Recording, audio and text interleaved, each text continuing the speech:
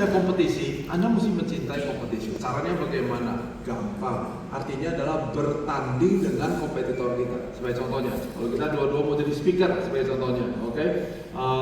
Kalau saya kasih sebuah joke, saya bisa garansi yang ketawa cuma 2% because I'm not funny at all. Tapi kalau kompetitor saya, sekarang he tell a joke, dan joke-nya bisa diterima 20% dan kita ada di tempat yang sama. Cuma ada satu cara untuk berkompetisi, artinya saya juga harus bisa tell a joke supaya bisa menjadi 20%. Oke, sama seperti papa saya waktu dia jualan mobil. Kalau orang yang bisa jual 100 perak, ya kita juga harus bisa jual 100 perak.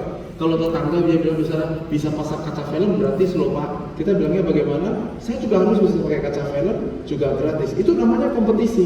Nah pada saat kita mencintai kompetisi, apa yang terjadi adalah kita sekarang mulai peres otak kita dan kita bilang adalah, waduh ini udah gak ada lagi. Jadi gimana dong caranya supaya bisa make money?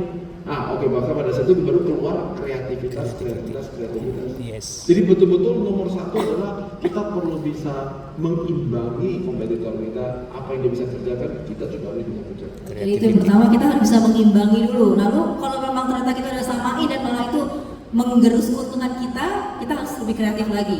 Ya, karena yang paling gampang adalah kita berpikir bahwa adalah, loh, kalau saya begini terus profitnya turun dong. Kalau saya begini lagi, profitnya turun dong. Ya saya kasih contoh ya, sebagai contohnya untuk Bapak Ibu teman-teman yang mungkin nih sifatnya retail gitu ya.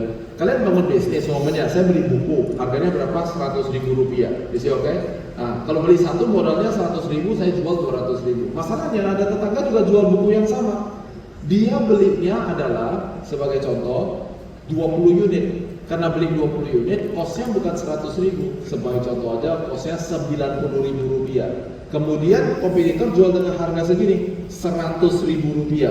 Nah, saya belinya 100.000, jualnya 200.000. Kompetitor jualnya adalah belinya 90.000. Oke, berarti pada saat saya bilang cintai kompetisi, kita pertanyaan jadi begini dong. Bagaimana caranya supaya saya bisa beli 20 unit? Kalau saya bisa beli 20 unit, maka kos saya jadi berapa? 90.000. Nah kalau 90.000 sekarang bisa nggak bersaing sama dia? Bisa toh? Oke. Nah sekarang ya, saya langsung kasih kalian contoh. Pada saat saya jualan di samping jalan, caranya untuk bikin jutaan dolar pedagang kaki lima. Padahal lawan saya adalah department store yang besar-besar. Caranya gampang. Caranya adalah proses prinsip yang saya perlu ajarin. Saya pergi ke sana dan saya bilang, I want this product. Nah, saya mau produk ini. Department store ambilnya suamanya adalah 100 lusin. Saya tanya sama orangnya adalah, sampean stoknya ada berapa? Dalam hal ini dia ada 300 lusin. Jadi saya bilang gini, gua ambil semuanya 300 lusin. Terus saya bilang gini, term of payment ya, TOP. Oke, artinya nggak bayar sekarang. Saya bilang saya bayarnya dalam waktu 30 hari. Jadi si orang ini dia bilang adalah oke, boleh. Singkat ceritanya, oke. Nah sekarang saya punya 30 hari untuk jual 300 lusin, padahal saya cuma 10 lusin, sedangkan pemain besar sekali ambil 100 lusin. Oh gitu caranya bagaimana? Caranya gimana coach? Nah modalnya juga gimana coach? Loh kan pakai TOP. Iya dong, ya kan? Pakai TOP, jadi saya nggak pakai uang. Masalahnya banyak daripada teman-teman yang baru dengar harganya udah takut dulu. Belum apalagi ada beberapa lagi ini nanya aja belum, udah langsung mengasumsi bahwa adalah mana ada duitnya. Nah makanya kalian belum apa-apa udah kalah duluan. Saya pada saat umur masih 20-an, saya cuma nanya doang. Saya besarin tim saya bilang nanya itu terus kalau dia bilang nggak boleh terus dunia kiamat ya? Enggak toh. Nanya toh, ya sudah nanya, nah sudah dapat ya.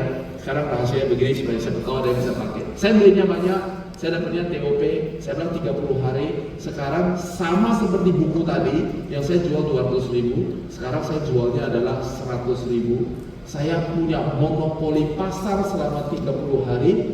Dan dalam 20 hari saya bukan jual 10 lusin, tapi sekarang saya bisa jual 100 dan 150 lusin. Sudah untung belum? Sudah untung, tapi saya masih punya barang 100 lusin. Kalau kalian ngerti akuntansi, sekarang saya ada untung, tapi untungnya nyangkut di inventory. Dan itu bagaimana dong caranya? Saya kelihatan di sini ada Bos Erwin, jadi saya bilang sama Bos Erwin, win. Lu ada secondary market nggak? Jadi tadi saya beli harganya berapa? 90.000. Dia selama ini belinya juga 10 lusin, belinya berarti harga berapa? 100.000. Saya bilang sama dia, Win, gua jual kasih lu 150 lusin, tapi harganya 90.000. Di 90.000 saya tidak rugi, tetapi di 150 lusin saya untung 10.000 perak satu piece. Untung nggak rugi? Untung. Itu dong namanya cintailah kompetisi. Oke, thank you Bos. Oke, saya sudah ada pertanyaan, tepuk tangan dulu ya. Oke. Kalau pesan kakek, saya mau bertanya, kalau pesan kakek untuk sukses harus membaca buku. Boleh referensi buku-buku tentang apa saja harus dibaca, dan boleh kasih referensi kalau hanya satu buku yang boleh dibaca apa nih Coach, kalau bisa referensikan? Kalau kalian adalah di dunia restoran, baca buku restoran. Kalau saya adalah business, leadership, and coaching. Ini ada 3 aktivitas yang saya suka.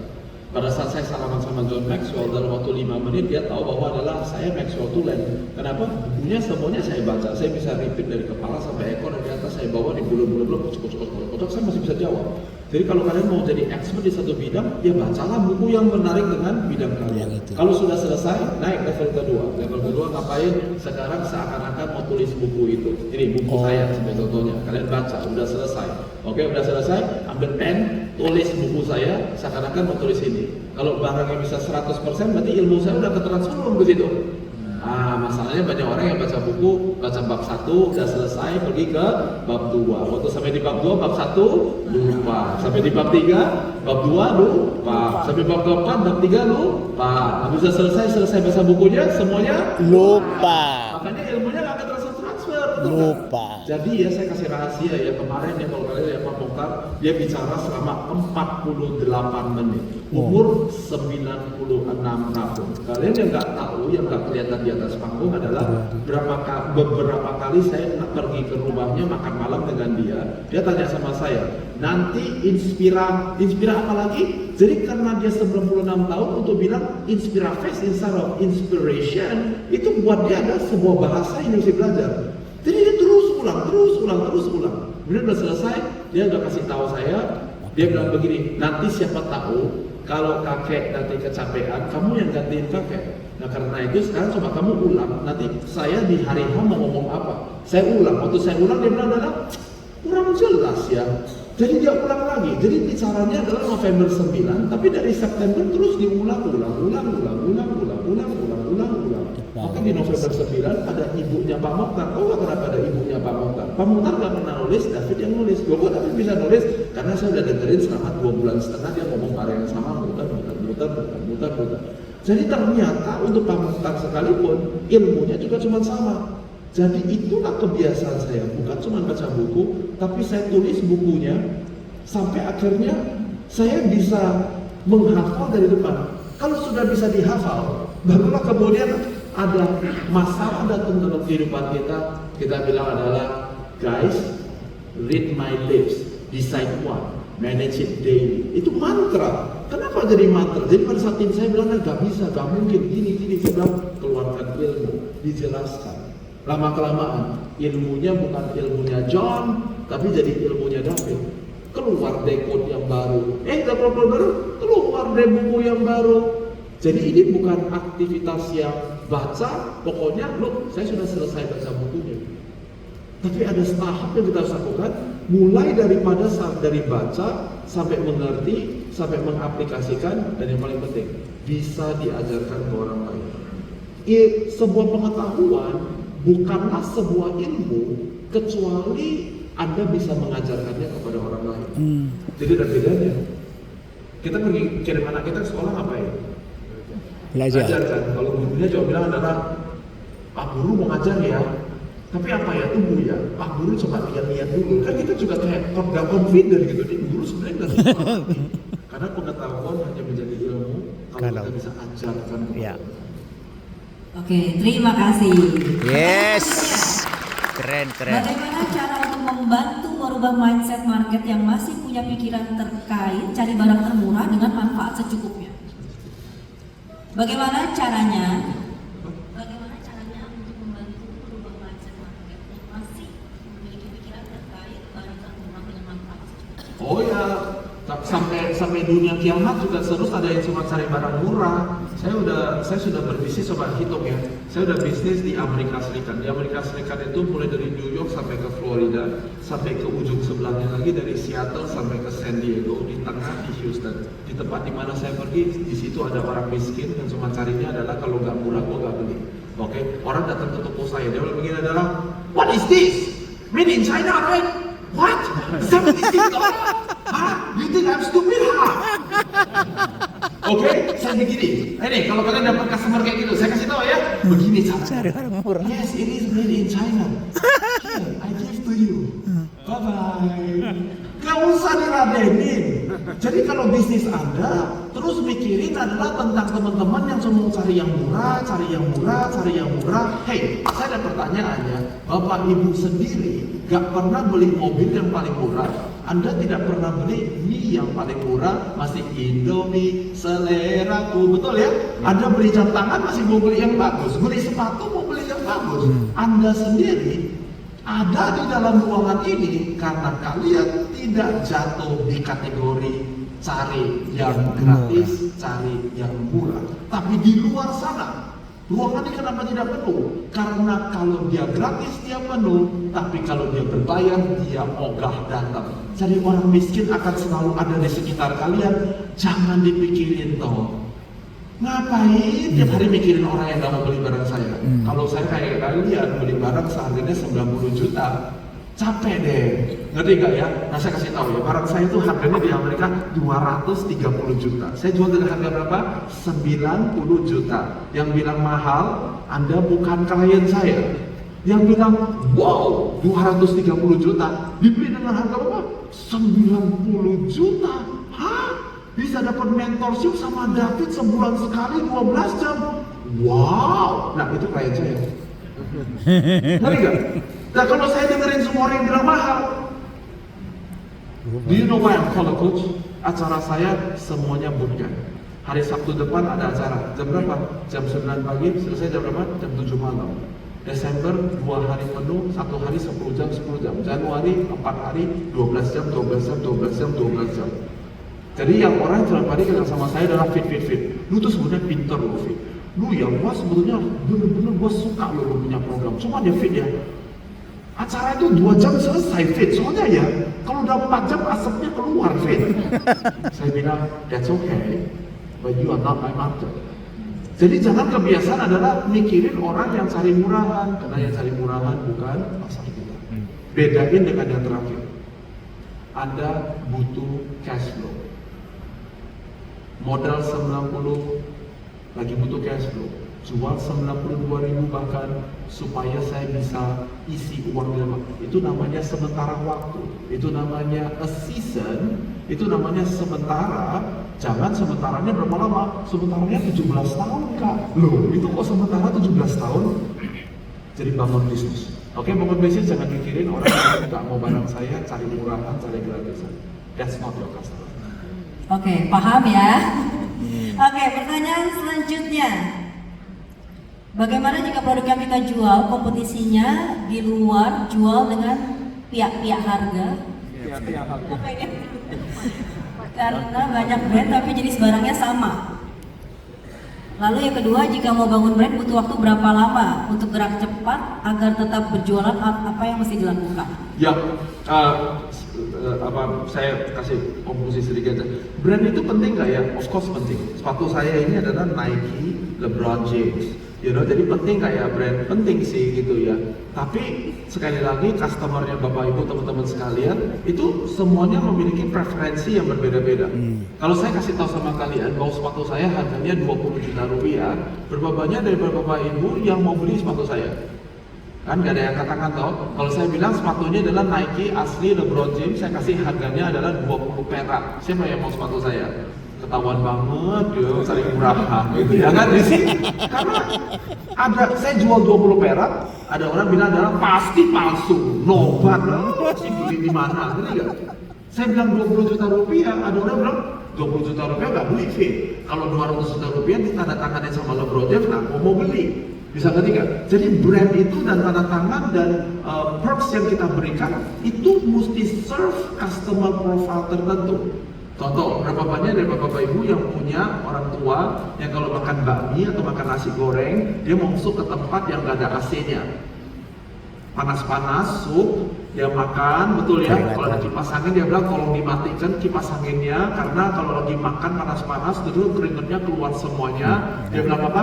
Enak. Ini baru namanya Enak. lagi makan, udah enak, panas, keringetan, langsung olahraga, katanya. Oke ya kan? Tapi coba kalau Anda punya anak umur 12 tahun dan 15 tahun, ya kan, dia pakai jaket seperti saya, masuk ke restoran yang sama. Dia bilang adalah, Pak, kenapa kita gak pergi ke mall? Kenapa? Saya mau makan nasi goreng yang enak, tapi serasa lagi di Paris. See, brand and image itu semuanya tergantung lagi serve profile siapa. Ya. Oke, jadi perlu nggak ya bikin brand sendiri atau pakai brandnya orang lain? Sebelum saya bawa John Maxwell ke Indonesia, saya punya brand sendiri, namanya SIP, Sekata Indonesia Perkasa. Kenapa bawa John Maxwell ke Indonesia, Fit? Karena saya punya mimpi, nanti umur 50 tahun, sekarang saya umurnya 44. Dari umur 40, saya bilang gini, saya nggak mau mati jadi investor, saya nggak mau mati jadi pengusaha, saya mau mati dibantu nisan saya, a loving husband, a responsible father, a teacher. That's all I want. Udah cukup. Itu sudah cukup buat saya. Jadi saya bilang kalau saya boleh dikasih ambisi pribadi, I want to be like John Maxwell untuk Indonesia. Jadi saya bangun perusahaan namanya Sekata Indonesia Perkasa dari umur 40 tahun, di mana saya mulai mengajar dan melakukan coaching. Saya mau jadi sehebat Coach Haryanto Gandari, jadi saya mengikuti jejaknya beliau. And then tahun lalu, berarti tahun ini, saya ditanya, Fred, lu mau jadi, daripada lu mau jadi kayak John Maxwell-nya Indonesia, kenapa lu gak jadi John Maxwell Indonesia saja? Bisa lihat permainan kata-kata saya. Dan saya berpikir dengan istri saya, investasinya besar, tapi saya bilang begini, tunggu dulu. Kalau saya jalan sendiri, untuk bisa cari 30 juta orang dan menjadi jawaban buat pemimpin di Indonesia, menyongsong Indonesia emas, mungkin betul-betul butuh 20 tahun. Tapi kalau saya bawa John Maxwell ke Indonesia dan menggunakan nama besar dia, brandnya dia, mungkin bisa diskon 50%. So that's my reason. Nah, Bapak Ibu mungkin punya alasan lain kenapa mau pakai brand dari luar negeri dan mau bikin sendiri. Tapi menurut saya, gak ada yang benar, gak ada yang salah. Kalkulasi, tahu dulu mau ngapain, punya strategi yang jelas. Go do it. Oke, pertanyaan selanjutnya. Bagaimana skema ultimate goal, necessary activities, dan obvious resultnya pada bisnis interior? Bisnis interior? Iya. Oh, that's very good. Bagaimana, mohon masukkan contohnya. Ya, jadi sekali lagi ya, kalau kalian lihat, yang saya selalu ajarkan kepada CEO-CEO saya adalah ultimate goal itu bukan dollar sign. Dollar sign itu keluarnya di obvious result. Is it okay? Ya, jadi di atas itu ultimate goal itu ada mau jual barang, mau jual mic ini, ada mau menjual jasa bersihin AC. Berarti yang kita mau adalah kita mau mengacu kepada orangnya. Berapa orang? Kalau saya tuliskan 300 founding member, betul ya? Nah, untuk Bapak Ibu sekalian, ada interior design, ada bilang begini, saya mau melayani, sebagai contohnya, yaitu adalah orang-orang yang beli rumah dia yang pertama, gaji dia adalah 100 juta rupiah per bulan, household income-nya. Oke, kalau gitu apa yang dia butuhkan? Mari kita kemudian menjabarkan, jadi jumlah orang itu. Kalau dia income-nya 100 juta rupiah satu bulan, berarti Anda mulai memikirkan bahwa adalah obvious result-nya adalah kita mau cas yang harganya adalah X. Karena X itu masuk akal, itu cuma 2% daripada pengeluarannya dia. Dia lakukannya renovasinya semuanya setiap 3 tahun 1 kali, atau whatever it may be, right? Maka dengan cara demikian, necessary activity-nya keluar. Berarti kita tanya necessary activity, kita bilang begini, di mana saya bisa bertemu dengan orang yang punya penghasilan 100 juta yang mengeluarkan 3% per tahun setiap 3 tahun dia renovasi. Untuk saya, di tahun 2010 tadi kita di ruang VIP ngobrol-ngobrol, saya ini bukan orang Jakarta. Saya ini orang Medan yang kemudian tinggal di New York, datang ke Jakarta. Buat saya, necessary activity-nya adalah pergi ke lapangan bola basket. Saya agamanya bola basket. Setiap Sabtu jam 7 pagi mesti beragama. Oke, ngapain lu main basket, Fit? Lagi main basket, waktu lagi capek, orang tuh mesti tarik nafas. Gua tanya, sis, kerjanya apa sih? Udah berapa lama di Jakarta? Nanya dong, kalau bisnis lu ya, susahnya itu apa ya? Karena saya seorang coach, I have always been a coach and I will always be first and foremost a coach. Jadi saya tanya, waktu dia ngomong, saya kayak, sis, lu pernah pikirin nggak kayak begini? Dia jawab, I've never thought about it that way. Saya bilang, kalau gitu kapan-kapan ngopi yuk. And that's how I got my first client, my second client, my third client, my fourth client, my fifth client. Kemudian, the first client, penjualannya menjadi bagus. Dia kenalkan sama 10 temannya, 10 temannya kenalkan ke 10 temannya, and it just keep on growing. Look at that. 2010 saya pulang ke negara ini. 2024 sekarang saya bangun Maxwell, saya masih memiliki filosofi yang sama. Dulu umur 30 tahun, saya lihatnya adalah dari bawah gunung naik satu-satu. Sekarang saya 44 tahun. Build your solution in the level of your vision 2045, bukan build your solution in the level of your problem di mana kita berada. Itu tekniknya yang berubah. Tapi cara kerjanya sama sebetulnya. Oke? Oke. Next question, banyak banget nih question masuk ya. Siap. Jadi ini saya ada merangkum beberapa pertanyaan berhubung dengan teamwork. Bagaimana menghadapi teamwork yang kalau kita kasih harus kerjaan ini, jawabannya I don't know dan I don't want. Gimana cara memotivasi mereka? Ada 3B yang kalian bisa pikirkan. Ini adalah manusia paling sial di dunia ini. 3B, yaitu adalah dia udah buta, dia udah bodoh, bebal pula. Dan ketawa bilang gitu ya. Oke ya, jadi kalau buta artinya nggak bisa melihat. Dikasih lihat tapi dia nggak melihat. Di dalam itu ada sebuah rahasia, yaitu adalah Anda sebagai pemimpin regu, kasih lihat nggak? Sebagai contohnya, saya bilang kita harus melayani orang dengan apa 5-star level sebagai contohnya. Tapi dia nggak pernah naik pesawat bintang 5, dia nggak pernah tinggal di hotel bintang 5, nggak pernah ke acara bintang 5. Anda kasih dia ke situ nggak untuk melihat. Oke, yang kedua, bodoh. Bodoh artinya nggak bisa mikir dong. Nah sekarang saya nanya ya, Anda sudah contohkan kasih dia pikir supaya dia mengerti, supaya dia bisa kerjain nggak? Kalau kita sebagai pemimpin juga nggak lakukan, ya makanya timnya goblok melulu, betul nggak? Dan yang ketiga, bebal. Bebal itu berarti artinya adalah standar packagingnya David adalah jam 5.20 pagi bangun, tutup matanya jam 11 malam. Jalannya kapan? Hari Senin, Selasa, Rabu, Kamis, Jumat, Sabtu, Minggu, bulan Januari, Februari, Maret, April, Juli, Agustus, September, Oktober, Desember, dan I do it sudah terus muter begitu. Jadi saya mesti contohkan dulu bahwa saya bukan orang bebal. Saya kasih sedikit, bilangnya adalah gak bisa, gak mau, gak bisa, gak mau. Tapi saya menunjukkan kemauan kerja keras. Saya punya kelemahan saya adalah I'm easily excitable. Masuk ke dalam ruangan apa aja, I'm an energizer bunny. Tapi kalau di kantor, datang dengan kelemahan yang lain, yaitu adalah gampang marah, gak sabaran. Jadi saya tunjukkan kepada adik-adik saya, kepada tim saya bahwa adalah saya masih gak perfect, saya harus menjadi lebih baik, ya kan? Saya gak bebal. Saya taruh orang di dalam kantor supaya kalau marah-marah, pop, fit. Gitu saya ada tim yang ada dalam partner saya berdiri di belakang gitu. Kalau udah mulai temperamennya udah mulai gitu ya kan. Jadi belakang dia bilang berdiri dari kursi, dia belakang berdiri jauh-jauh dari saya terus segini. Cuma kasih tahu adalah slow down brother. Saya tunjukkan pada teman-teman saya bahwa kalian punya kesusahan, punya kelemahan, punya limitasi. Guess what? Pemimpin kalian juga. Tapi saya bukan orang bebal. Pada saat kita contohkan itu kepada tim kita, walaupun tidak ada yang perfect, tiba-tiba cohesiveness daripada tim kita mulai terbangun, dan kalau kita lakukan dengan baik-baik, tim mungkin terus. Oke, nah sekarang nih kita masuk ke pertanyaan terakhir. Oke. Sebenarnya masih banyak banget pertanyaan masuk, tapi mohon maaf saya nggak bisa membacakan semuanya karena waktu kita terbatas. Nggak apa-apa ya teman-teman ya. Oke, dan sebelum pertanyaan terakhir saya juga mau mengingatkan bahwa Coach David ada membawa buku dan buku nanti akan ada di bawah. Jadi buat teman-teman yang nanti mau beli bukunya bisa langsung ditandatanganin loh sama Coach David. Oke, kita masuk ke pertanyaan terakhir nih Coach ya. Lebih penting mana? Personal branding atau corporate branding? Atau corporate branding? Wah, seperti tadi saya kasih tahu tentang branding, sekali lagi teman-teman harus punya strategi yang jelas. Kadang-kadang personal branding mulai dari sekarang, saya membangun ya Instagramnya saya sebagai contohnya cuma diri saya sendiri aja. Tapi sekarang kita ada John Maxwell, ya kan? Kalau kita ada Maxwell Leadership, kita sekarang ada 2 yang berjalan berbarengan. Oke, kebetulan partner saya Mary Riana juga demikian. Personal brandingnya lebih besar daripada perusahaan-perusahaan yang dia pimpin. Tapi sekarang kalau saya tanya ya, semua contohnya market presence daripada Nike lebih besar siapa? Phil Knight atau Nike? Jawabannya adalah Nike.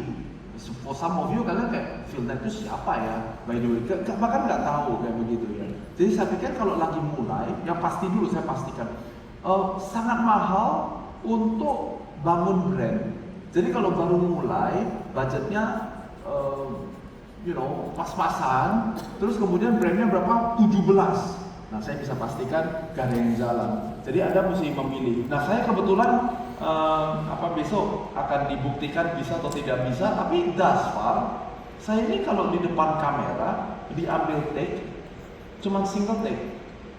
Saya nggak pernah diambil 2 kali, 3 kali, apalagi 4 kali, nggak pernah. Karena memang saya jagoan di bidang saya. Nah, karena saya jago di bidang saya lebih memilih untuk personal brand saya. Ya, tapi sekali lagi ya, saya nggak ada preferensi harus yang mana. Perusahaan-perusahaan saya sebagai contohnya Titipku itu corporate brandingnya jauh by far 1000 kali lebih kuat daripada Henry Suharja, ya kan? Grab itu juga satu portfolionya saya. Grab itu ya udah pastilah. Kalau saya bilang Anthony Tan, saya bahkan ada yang nggak tahu Anthony Tan itu siapa. Dia adalah foundernya Grab. Jadi lebih kuat yang mana? Brandnya. Jadi saya pikir gak ada benar, gak ada salah. Tapi kalau kalian seperti kita yang adalah lebih di jasa ya khususnya, mungkin personal branding jauh lebih baik. Tapi kalau kita ada jual barang, obviously you want to have your brand. Tapi again, itu tidak. Menurut saya itu bukan sesuatu yang mutlak. Kasih contoh terakhir, Jerome Pauline, ya kan? Dia jualnya apa? Personal brand, tapi dia juga ada begitu banyak brand-brand makanan dan seterusnya. Betul. Karena dia terkenal, lalu tapi masih tetap ada, walaupun yang brand ininya menjadi berjalan, tapi tetap personal brandnya kan tetap lebih kuat. Ya, tapi menurut saya konsistensi penting banget. You need to pay attention. Sekali lagi, it goes back to your strateginya. Kita mau mencapainya seperti apa? jadi apapun strategi kita, yang penting konsisten.